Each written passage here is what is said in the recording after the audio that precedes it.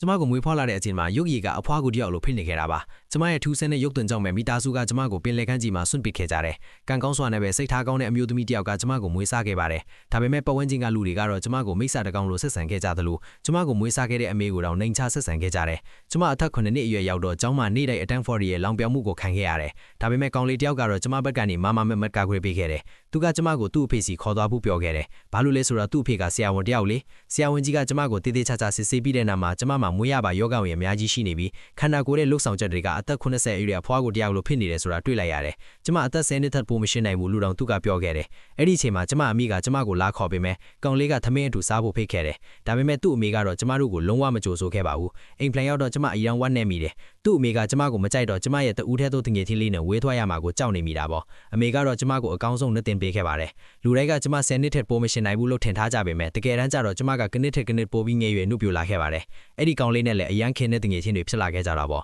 ကျမအသက်18နှစ်မှာသူကဆေးချောင်းတက်ခွင့်ရခဲ့တယ်သူကစာတင်ပြီးတဲ့အထိစောင့်နေဖို့နဲ့ကျမရဲ့ယောဂကိုပျောက်အောင်ကုပေးမယ်လို့ကတိပေးခဲ့တယ်နောက်ကနေ့မှာသူကကျမကိုဂုံပြူပွဲတစ်ခုခေါ်သွားပေမဲ့သူ့ကိုကြိုက်နေတဲ့ကောင်မလေးတယောက်ကကျမတို့ကိုအတူတူတွေ့တော့မနာလို့ထပ်ပြီးတစ်ခုခုလုပ်ဖို့ကြံစီပါတော့တယ်ကျမတို့တတိမထားမိတဲ့အချိန်မှာအဲ့ဒီကောင်မလေးကဆေးချောင်းဝင်ခွက်စားကိုခိုးပြီးဖျက်ဆီးပစ်လိုက်တယ်ပြီးတော့ကျမကိုအဲ့ဒီစာအိတ်ဘူးလေးတွားယူခိုင်းပြီးသူ့လက်ထဲပြန်ပေးဖို့လွယ်စားခဲ့တယ်ကျမကဘာမှမသိပဲအဲ့ဒီဘူးကိုကောင်လေးလက်ထဲကမ်းပစ်လိုက်မိတာပေါ့သူခွင့်ကြည့်လိုက်တဲ့အခါမှာတော့စာရွက်တွေကအပိုင်ပိုင်ပြက်နေတာကိုတွေ့သွားပြီးလူတိုင်းကကျမပဲဖျက်ဆီးလိုက်တာလို့ထင်သွားကြတယ်ကျမအသေးအတန်ရှင်းပြပေမဲ့သူကကျမကိုမယုံခဲ့ပါဘူးအသေးကွဲပြီးကျမထွက်လာခဲ့ရုံကလွယ်လို့ဘာမှတတ်မနိုင်ခဲ့ဘူးအဲ့ဒီနေ့ကစားပြီးကျမတို့အဆက်တွေပြတ်သွားခဲ့ကြတယ်အမေကတော့ကျမအောက်လန်းနီးနဲ့အချောက်ခံလိုက်တာကိုတီးလို့အားလုံးကိုပြန်ရှင်းပြဖို့တိုက်တွန်းပေမဲ့ကျမကတော့ဒီနေရာကနေထွက်ခွာပြီးလောကကြီးကိုတယောက်တည်းရင်ဆိုင်ဖို့ဆုံးဖြတ်လိုက်တယ်သူအကြောင်းဆုံးတီးလို့စိတ်ကန်းကိုအပြေးလွာလိုက်လာတဲ့အချိန်မှာတော့ကျမစီးတဲ့သင်္ဘောကထွက်သွားခဲ့ပါပြီမြို့ကြီးကိုရောက်တဲ့အခါကလပ်တစ်ခုမှအလုပ်လုပ်ရင်တထေးရဲ့ယုံကြည်မှုကိုရအောင်စူးစမ်းခဲ့တယ်မကြခင်မှာပဲကျမရဲ့အရွယ်ချင်းတွေကိုတတ်တည်ပြနိုင်ခဲ့ပါတယ်6နှစ်အကြာမှာတော့ကျမကပို့ပြီးတော့တောင်ငယ်ရွယ်လက်ပါလာခဲ့တယ်